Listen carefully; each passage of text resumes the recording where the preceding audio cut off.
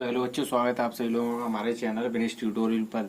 बच्चों, जैसा कि हमारा जो मैथ चल रहा था वो क्लास 6 का चल रहा था। क्लास 6 में हमने फर्स्ट एंड सेकंड चैप्टर आपको कंप्लीट करा दिया। उसे आप देखना चाहेंगे तो प्ले लिस्ट में आपको मिल जाएगा, वीडियो के प्ले लिस्ट आपको मिल जाएगा, दोनों चैप्टर मिल जाएंगे, ठीक है। तो उसके बाद अब हमारा चल रहा था चैप्टर 3। चैप्टर 3 में हमने चैप्टर 3A अभ्यास 3A स्टार्ट किया था। 3A को हमने दो पार्ट्स में डिवाइड किया था, पार्ट्स एक यानी कि भाग एक और भाग दो। तो भाग हमने आपको करा दिया, तो आज हम स्टार्ट करेंगे भाग दो, ठीक है बच्चों। तो स्टार्ट करते हैं, और स्टार्ट करने से पहले आपसे एक छोटा सा रिक्वेस्ट, अगर आप हमारे चैनल पर नए हो तो चैनल को सब्सक्राइब कर देना, और चैनल को सब्सक्राइब कर देना और बेल आइकन को प्रेस कर देना, जिससे हमारी आने वाली वीडियोस आपको सबसे पहले मिल सके, ठीक है बच्चों। चलिए वीडियो को स्टार्ट करते हैं। तो बच्चों, जैसा कि फर्स्ट पार्ट में हमने 5 तक करा दिए थे, 1 से 5 क्वेश्चन। तो सेकंड पार्ट में क्वेश्चन 6 से हम लोग स्टार्ट करते हैं। तो क्वेश्चन नंबर 6 में आपको लिखा है, पढ़ के बताते हैं कि पूर्णांकों को ऊर्ध्वाधर संख्या रेखा, ऊर्ध्वाधर का मतलब होता है नीचे से ऊपर की ओर, है ना। ऊर्ध्वाधर संख्या रेखा पर भी दिखा सकते हैं पूर्णांकों को, ये जो पूर्णांक दिए हैं, ठीक है, जिस पर ऊपर की ओर दिशा को धनात्मक तथा नीचे की दिशा को ऋणात्मक माना जाता है। यानी कि हमें एक लाइन खींचते हैं ऊपर से नीचे तक, तो बीच में एक पॉइंट बनाना है 0। तो 0 से ऊपर की दिशा को हम मानेंगे धन यानी कि प्लस, और नीचे 0 से नीचे की दिशा को मानेंगे माइनस यानी कि ऋणात्मक। तो इसमें ये लिखा कि जिस पर ऊपर की दिशा को धनात्मक तथा नीचे की दिशा को ऋणात्मक माना जाता है। तो अब अभी हम आपको उसका डायग्राम बनाएंगे, और उससे पहले क्वेश्चन देख लो। 5 क्वेश्चन दिए, मैं इन 5 क्वेश्चनों की क्रम बाई क्रम हल करते चलेंगे। तो इस क्वेश्चन को समझना है जरूर, क्योंकि ऊपर आपने पढ़ा होगा तो यही क्वेश्चन था, ठीक है। तो चलिए बच्चों, क्वेश्चन नंबर फर्स्ट की ओर चलते और डायग्राम की ओर चलते हैं, ठीक है। चलिए, तो बच्चों, जैसा कि क्वेश्चन फर्स्ट यानी कि क्वेश्चन 6 का फर्स्ट का मेरे सामने आ गया, हमारे सामने, और डायग्राम जो हमने ऊपर पढ़ा था वो बना लिया हमने, ठीक है। तो डायग्राम आपको समझाते हैं। तो हमने सीधी एक लाइन बनाई थी, उसमें हमने बीच बीच में एक बिंदु बनाया था, जिसे हमने माना था 0 माना था। 0 को ऊपर वाली संख्या को हमने कहा था प्लस, और नीचे वाली संख्या को कहा था माइनस, ठीक है। तो ऊपर कितनी संख्या है गिन लेते हैं, 1 2 3 4 5 6 7, यानी कि ऊपर वाली सारी संख्या हमारी किस में होगी, प्लस में होंगी। तो ये सी किस में है, 1 1 2 तीसरे नंबर पे सी, और 5वें पे ये खाली है, और 6वें पे ये है डी, और फिर एल है, फिर ए है। फिर नीचे वाले पे आते हैं, नीचे फर्स्ट नंबर पे खाली है, सेकंड नंबर पे खाली है, थर्ड नंबर पे बी है, 4 नंबर पे खाली है, 5 नंबर पे के है, और 6 नंबर पे एम, और 7 नंबर पे ई है, ठीक है बच्चों। तो 0 से ऊपर वाले को हम लोग बोलते हैं, 0 से ऊपर जो अंक दिए हैं उन्हें बोलते हैं प्लस, और 0 से जो नीचे हैं, जो 0 से नीचे हैं उन्हें बोलते हैं माइनस, ठीक है। तो चलिए, इसी आधार पे हम लोग क्वेश्चन पे चलते हैं। तो क्वेश्चन में कह रहा है कि क्वेश्चन में कह रहा है कि ए बिंदु प्लस के साथ है, यानी कि ए है कहाँ पे दिया है, ए हमारा ऊपर दिया है, ये ए के सामने कितने प्लस के साथ है। तो क्वेश्चन में यही कह रहा है कि ए बिंदु प्लस 7, ये तो मेरा सही है तक, यहाँ ये तो क्वेश्चन में दिया 7 है।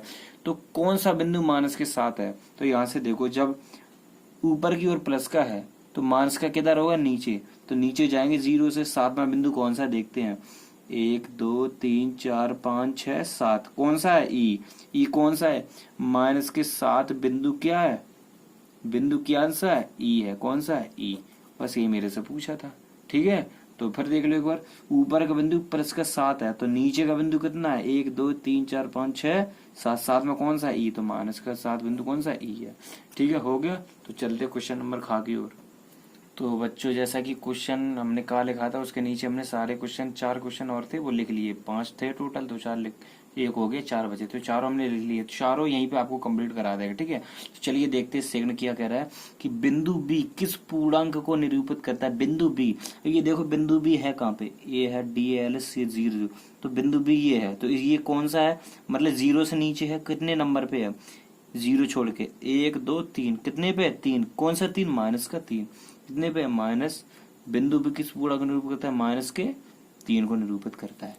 सिर्फ यहाँ से देखना है, 1 2 तीसरे नंबर पे है ना नीचे, तो माइनस का 3, ये हो गया हमारा, कितना हो गया, माइनस का 3 हो गया। अब देखते हैं गा, बिंदु बी का विपरीत बिंदु बताइए, जैसे बिंदु बी मेरा नीचे था, तो इसका विपरीत ऊपर ही तो होगा, यानी कि बिंदु भी मेरा 0 से नीचे है, तीसरे नंबर पे 1 2 3, तो इसका विपरीत हमेशा ऊपर ही तो होगा। ऊपर के जैसे नीचे 3 नंबर पे है, इसका विपरीत ऊपर 3 नंबर पे होगा, कैसे होगा, 1 2 3।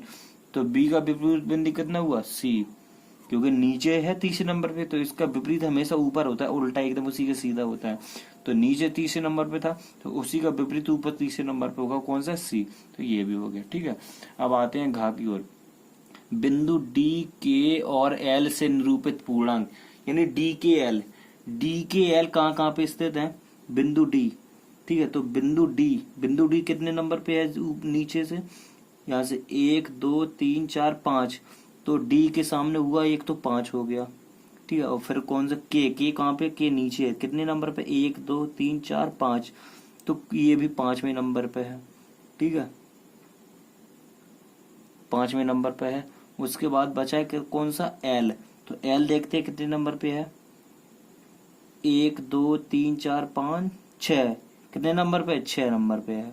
तो ये प्लस का था दोनों, और ये किसका था, माइनस का। कैसे था, बिंदु डी ऊपर था मेरा, ऊपर प्लस के, तो ये प्लस का हो गया, ठीक है। के मेरा नीचे था, तो ये नीचे था के मेरा माइनस का हो गया, क्योंकि 0 के था नीचे था, माइनस का हो गया।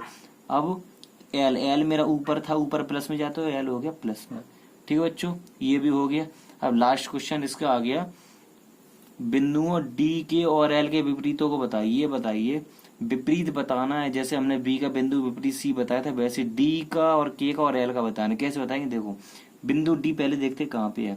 तो बिंदु डी मेरा ऊपर है, कितने नंबर पे है, 0 से 1 2 3 4 5वें नंबर पे है। तो 5वें नंबर पे जब मेरा डी है, तो नीचे 5वें नंबर क्या होगा, 1 2 3 4 5, कितना हुआ, के हुआ, कितना हुआ, के, ठीक है, के।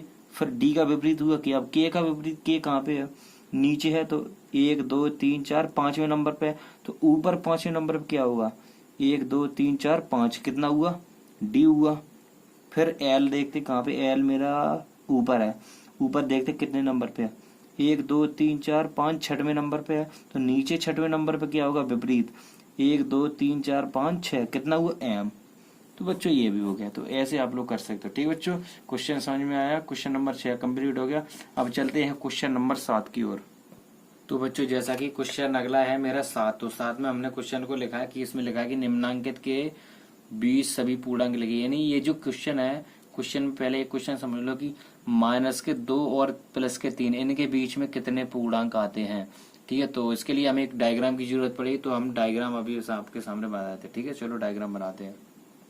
तो बच्चों जैसे कि डायग्राम हमने बना लिया है, तो डायग्राम आपको समझा देते हैं। तो हमने सिंपल सी एक सीधी एक रेखा खींच ली है, ठीक है। रेखा के हमने बीचों बीच एक पॉइंट बनाया, जिसको हमने नंबर दिया 0 के हमने जो राइट हैंड हमने प्लस के सारे अंक बना लिए, 1 से लेके 8 तक सारे प्लस के अंक बना लिए। हमेशा के लिए राइट हैंड होता है और लेफ्ट हैंड हमेशा माइनस में होता है, तो इसके राइट हैंड हमने 8 माइनस का बनाया। 8 तक क्यों बनाया, क्योंकि मेरा लास्ट बड़ा डिजिट था वो 8 ही था, इसलिए हमने 8 तक बना ली। चाहो तो ज्यादा ही बना सकते हो, ठीक है। तो 8 तक बना लिया। तो क्वेश्चन नंबर हम पहले की ओर चलते हैं। क्वेश्चन नंबर का मैं क्या कह रहा है कि -2 और +3, यानी कि ये -2 है और +3, यानी कि 0 के इधर होगा तो प्लस होगा। अब इनके बीच के सभी पूर्णांक लिखिए, यानी इन दोनों के बीच में कितने अंक आ रहे हैं, देखिए -1 आया, 0 आया, +1 आया, +2 आया। तो लिख लेते हैं, कितना आया, -1 आया, -1, फिर कितना आया, 0 आया, फिर कितना आया, 0 के बाद 1 आया और 2 आया, यानी कि +1 आया और +2। बस ऐसे आप लोग बना सकते हो, यानी कि 4 पूर्णांक आ गए टोटल। कितना था, -2 और उसके बीच 1 2 3 4, ठीक है। अब क्वेश्चन नंबर खा के और चलते, खाम क्या कह रहे, 0 और 6 के बीच, 6 मतलब प्लस का 6, अगर माइनस का पूछेगा तो लगा होगा 0 और 6 के बीच। तो 0 ये है, 0 और 6 के बीच कितने हैं, 1 2 3 4 5, तो 5 है। तो 1 से 1 2 3 4 5, तो 5 काउंटिंग मेरे होगा। अब गाँव में देखते हैं, गाँव में क्या है, -4 और +4, यानी कि -4 ये है, तो -4 और +4 के बीच कितने अंक हैं देखते हैं।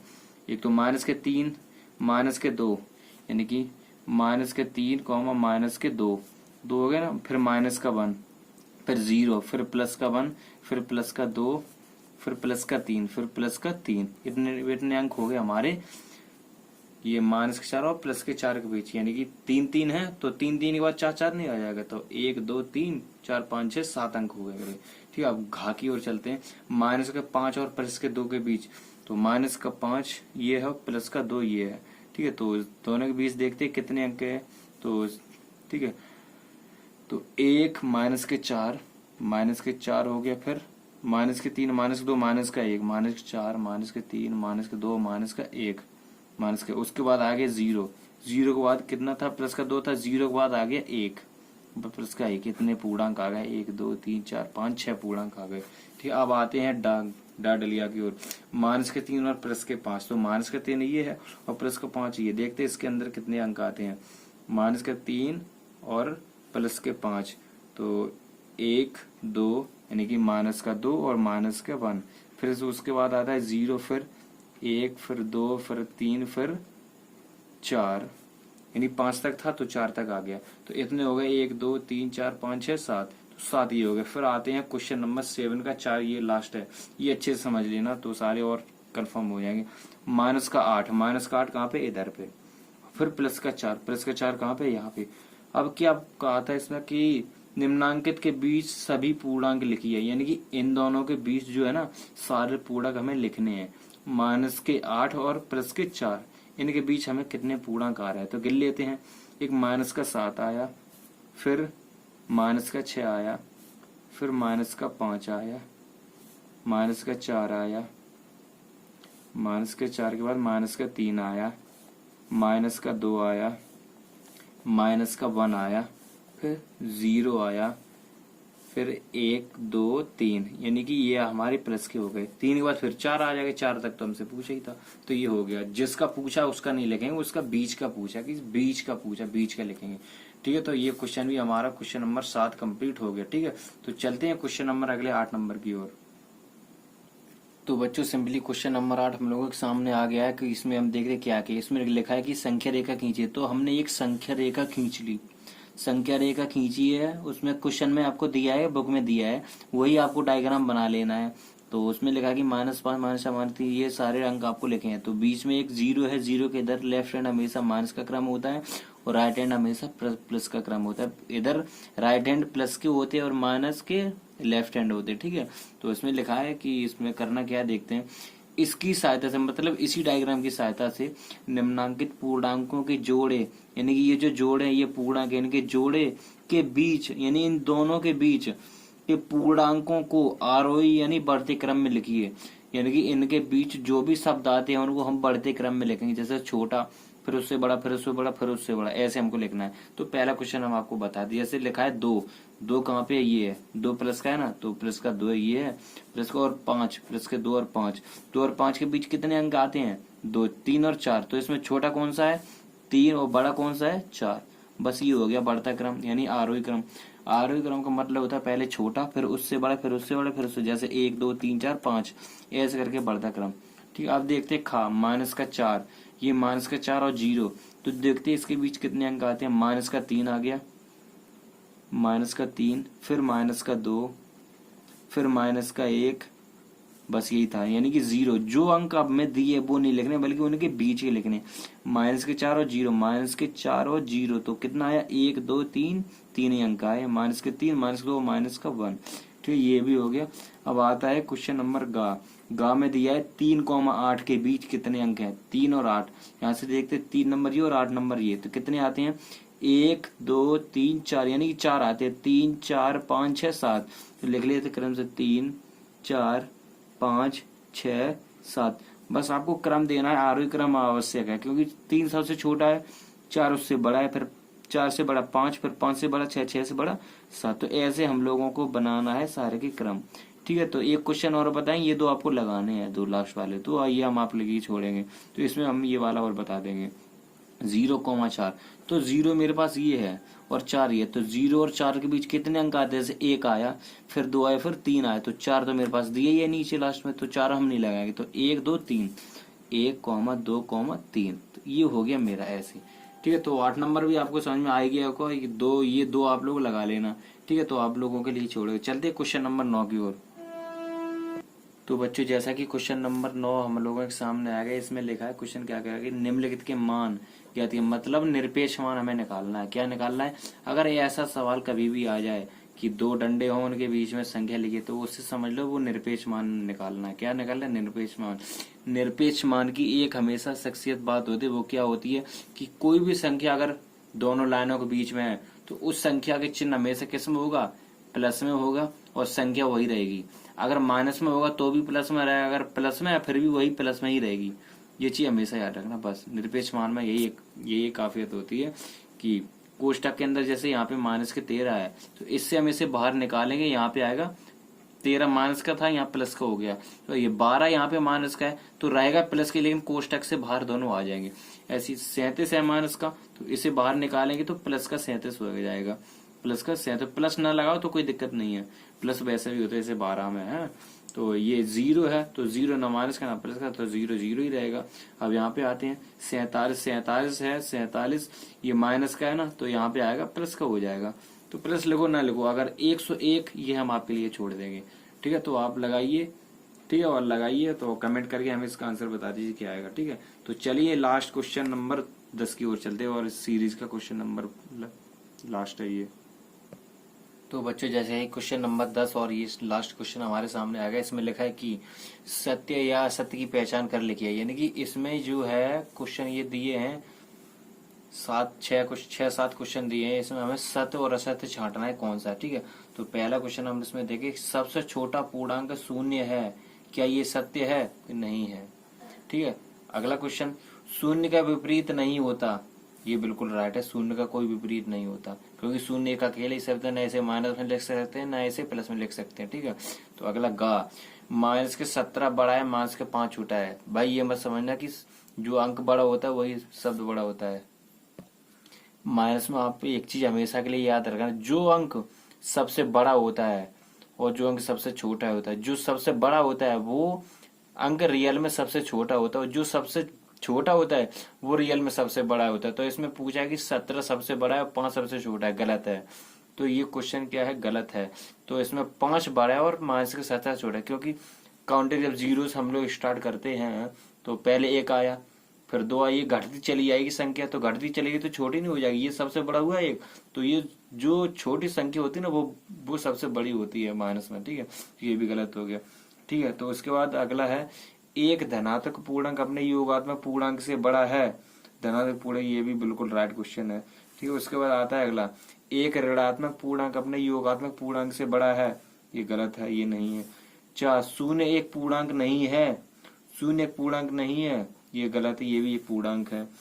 शून्य का योगात्मक प्रतिलोम शून्य, ये बिल्कुल राइट है, क्योंकि शून्य अकेला ही है, अगर योगात्मक प्रति उल्टा रहोगे तो शून्य का शून्य ही रहेगा, ठीक है। तो बच्चों क्वेश्चन नंबर 10 और ये क्वेश्चन नंबर 3A है हम लोगों का, खत्म हो गया, 2 पार्ट में था, दोनों पार्ट बताए, ठीक है बच्चों। तो बन रही है आप हमारे साथ, और वीडियो को देखते रहिए, और वीडियो को लाइक कर दीजिए, अपने दोस्तों को शेयर कर दीजिए, ठीक है। तो मिलते हैं क्वेश्चन, तो सीरीज 3 में चैप्टर 3B की ओर, ठीक है। तब तक के लिए धन्यवाद, और वीडियो देखते रहिए।